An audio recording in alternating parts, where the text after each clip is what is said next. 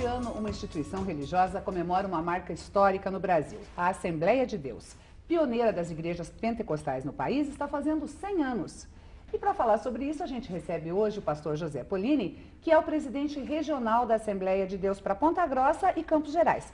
Prazer recebê-lo, seja bem-vindo.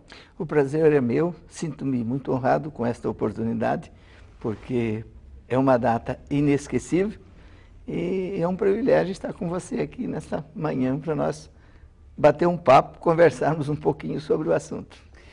Como é que a Assembleia de Deus chegou no Brasil? Bem, é uma história muito bonita mesmo. Nos Estados Unidos estava acontecendo um avivamento em algumas igrejas, né? E especialmente em Los Angeles, numa rua chamada Rua Azusa, que ficou famosa, né? O avivamento da Rua Azusa. E a fama percorreu o mundo todo, né? O mundo todo, o que estava acontecendo nos Estados Unidos. E chamou a atenção de duas pessoas da Suécia, que foram nos Estados Unidos para ver como que era participar daquele avivamento. E chegando lá, eles também gostaram do avivamento e foram assim, cheios do poder de Deus, se alegraram muito e foram batizados com o Espírito Santo lá também, né? E numa dessas reuniões, Deus usa uma pessoa lá e falou em profecia que eles tinham um trabalho a realizar no estado do Pará. Agora, ninguém sabia onde ficava isso, nem nada, né? Imagine vindo da Suécia para os Estados Unidos. Saber como era Pará. Aí foram consultar o mapa. Aí foram consultar o mapa mundi, descobriram que era um estado da Federação Brasileira, né? Aí já encaminharam. Não tinha dinheiro para vir, porque eles não estavam enviados por igreja nenhuma. Eles foram aos Estados Unidos para conhecer aquele movimento novo. E agora, despreparado de dinheiro e de tudo. Mas, por ironia do destino, na providência divina, diríamos assim, né? Uma pessoa que era amigo deles disse que não pôde dormir à noite, que Deus falava no coração dele que ele ia dar uma importância em dinheiro para uma dessas duas pessoas, que foram os dois missionários que vieram. Um chamava-se Daniel Berg e o outro Gunnar Wingre. E o resultado, ele amanheceu o dia, foi lá na casa deles e entregou, olha, eu preciso entregar essa importância para o senhor. Por quê ou não por quê, não me pergunta. Deus mandou, está aqui nas suas mãos.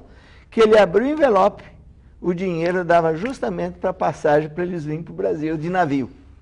Olha que interessante. Então foi uma providência assim divina mesmo, uma coisa de Deus, né? Aí eles compraram passagem, tudo para os dois, vieram, chegaram aportaram em Belém, no Pará, em 1910, em outubro de 1910. Chegaram com $90 no bolso. Olha só. Não conhecia ninguém. E não falavam português, não falava com certeza. Não entendia nada da língua. Não tiveram tempo para nada. E aí, o que eles ficaram pensando? Foram numa praça lá de Belém, lá na cidade, e sentado lá na praça pedindo orientação de Deus, né? Deu assim, assoprou um vento, e o vento levou um jornal, assim, uma folha de um jornal, próximo aos pés dele. Um deles pegou o jornal, o endereço de um missionário americano. Que maravilha! Que era da Igreja Batista, missionário da Igreja Batista. Falar a língua deles, né? Aí eles foram para lá.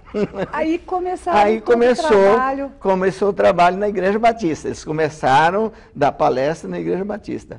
Como a Igreja Batista não aceitava aquele tempo o movimento pentecostal, era uma coisa nova. Então, e alguns começaram a gostar e a crer, né? Inclusive uma senhora por nome Celina Albuquerque recebeu o batismo com o Espírito Santo. A Igreja Batista desligou as pessoas que estavam aderindo àquele movimento. porque na época não havia Não havia, era uma coisa estranha. Essa coexistência religiosa como nós temos hoje. Não havia, não havia. E nesse sentido, o senhor disse que não conheciam ainda o movimento pentecostal, foi a primeira igreja pentecostal. O que diferencia, do ponto de vista da doutrina, da prática religiosa, a igreja pentecostal de outras igrejas evangélicas? Bem, o que diferencia da igreja pentecostal de outras igrejas evangélicas é a seguinte maneira, porque nós cremos no revestimento do poder baseado nas palavras de nosso Senhor Jesus Cristo, quando ele ressuscitou, né, que apareceu aos discípulos, ele mandou aos discípulos que não se ausentassem de Jerusalém, quer dizer, eles não fizessem trabalho nenhum, até que do alto eles fossem revestidos de poder. Isso está escrito no livro de Atos dos Apóstolos, no capítulo 2, e porque Jesus disse para eles que eles receberiam poder do Espírito Santo que haveria de vir sobre eles, e eles seriam testemunhas, tanto em Jerusalém, como em toda a Judéia, Samaria e até os confins da terra. Então a orientação de Jesus foi que eles ficassem no cenáculo, até que eles fossem revestidos desse poder, que o Senhor prometeu que ele ia para o céu, mas enviaria o Consolador, o Espírito Santo, para que ficasse com eles. Bom, aí eles ficaram 120 pessoas, mais ou menos, num cenáculo, reunidos, e quando estava se acontecendo uma festa em Jerusalém, que era a festa das primícias, que todo judeu vinha para celebrar aquela festa, justamente quando a cidade de Jerusalém estava abarrotada de gente, eles estavam lá no cenáculo, assentados, porque eles não iam ficar só ajoelhados orando, né? Eles cansavam, assentados. A Bíblia diz assim, de repente veio do céu um som como de um vento veemente e impetuoso, que encheu a casa onde eles estavam assentados. Aí o texto diz assim, foram vistas por eles línguas repartidas como que de fogo, língua de fogo que pousava sobre a cabeça de cada um deles. Aí o texto diz, e todos foram cheios do Espírito Santo e começaram a falar em outras línguas, conforme o Espírito Santo lhes concedia que falassem.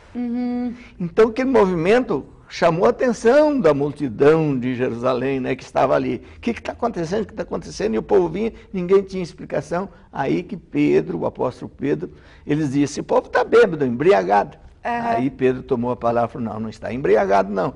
Isso é o que está escrito na Bíblia, o profeta Joel falou sobre isso, e nós recebemos isso através do varão que vocês crucificaram, que era Jesus Cristo, mas ele ressuscitou dos mortos, subiu ao céu, está sentado à direita do Pai, e enviou isso que vocês estão vendo e ouvindo.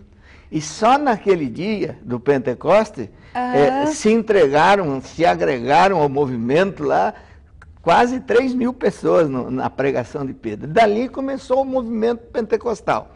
Só que com o passar do tempo, aquilo havia assim esfriado, sabe? Esfriado, aquela chama do Espírito foi esfriando, que ninguém falou mais no movimento pentecostal. E com as reformas que foram tendo, as reformas protestantes, até que começou esse avivamento nos Estados Unidos. Aí foi que veio para o Brasil, né, através desses 2 missionários, mas o povo não aceitava, porque era uma coisa estranha. Uns diziam que era do demônio. Coisa nova. Escreviam livros contra, e foi muito perseguido o nosso trabalho por causa disso. Preconceito com o que é novo. E nós podemos continuar essa nossa conversa no próximo bloco para saber como é que está a Assembleia de Deus aqui na nossa região? Podemos sim. Então tá, é um instante só e a gente já volta.